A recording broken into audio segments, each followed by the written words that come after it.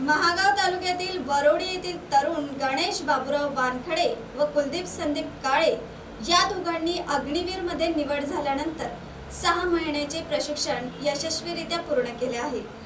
या दोन्ही तरुणांचे गावकऱ्यातर्फे नागरी काल वरोडा गावकऱ्यातर्फे करण्यात आला आहे। यावेळी मोठ्या संख्येने महिला पुरुष मंडळी परिसरातील नवयुवक विद्यार्थी उपस्थित होते। या कार्यक्रमामध्ये मान्यवर मंडळीच्या हस्ते देश सेवेमध्ये रुजू झालेल्या दोन्ही सैनिकांचे पुष्पगुच्छ देऊन स्वागत करण्यात आले। मातृभूमीच्या रक्षणाची शपथ घेतलेल्या या तरुणाने आपले गाव वरोडीचं जंगी स्वागत करत आले। मातृभूमीच्या रक्षणाची शपथ घेतलेल्या या तरुणाने आपले गाव वरोडीचे नव्हे तर संपूर्ण महागाव तालुक्याचे नाव रोशन केले। नक्कीच या अग्निवीराचा सर्व गावकऱ्यांना सार्थक अभिमान वाटू लागला आहे।